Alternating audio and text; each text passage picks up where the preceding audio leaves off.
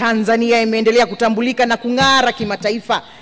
Hapa tunasema tumeweza kushinda tuzo mbalimbali za utalii katika nyanja za kimataifa, ikiwemo zile mashuhuri zaidi duniani katika sekta ya utalii ziitwazo World Travel Award, ambapo katika mwaka mmoja uliopita Tanzania imeibuka kinara kama ifuatavyo. Hapa naomba tushare eneo hili. Tumeshinda tuzo ya dunia kuwa eneo linaloongoza duniani kwa utalii wa safari, World Leading Safari Destination 2024. Lakini tumeshinda tuzo ya kuwa na eneo linalovutia zaidi kiutalii, Africa's Leading Destination 2024.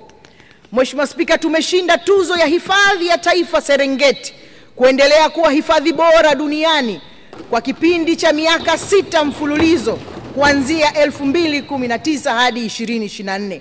Mheshimiwa Spika, tumeshinda tuzo ya mlima Kilimanjaro kuwa kivutio bora cha utalii barani Afrika, Africa's Leading Tourism Destination 2024. Mheshimiwa Spika, tumeshinda tuzo ya Tanzania kuendelea kuwa kinara.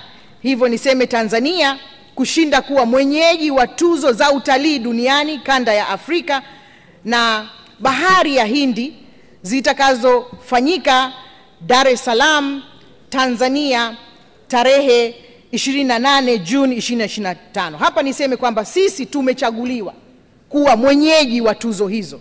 Tutakuwa mwenyeji. Yaani badala ya kwenda kupokea tuzo nchi nyingine, safari wao wanakuja kwetu Tanzania. Kwa hiyo Tanzania tutakuwa mwenyeji wa tuzo za utalii duniani kanda ya Afrika na bahari ya Hindi zitakazofanyika Dar es Salaam tarehe 28 Juni 2025. Mheshimiwa Spika, kwa kweli kuimarika kwa ulinzi na usimamizi wa rasilimali za wanyamapori, haya ni mafanikio mengine, na hapa kwa mujibu wa namba ni fanikio namba 5 kupitia mkakati madhubuti ya udhibiti ujangili.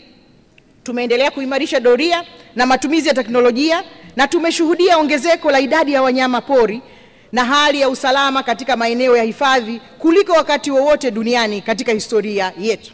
Hatua hii ni kwa mujibu wa tafiti za mashirika ya kimataifa kama IUCN na taasisi yetu ya wanyamapori TAWIRI. Nchi yetu Tanzania imeendelea kuongoza Afrika na duniani kuwa na idadi ya simba wapatao 17,000, lakini pia ikiongoza Afrika kwa nyati wapatao 225,000 na chui 24,000. Mheshimiwa Spika, mafanikio ya 6 kwa upande mwingine, serikali imeendelea kushuhudia kuimarika kwa biashara ya mazao ya misitu na nyuki nchini.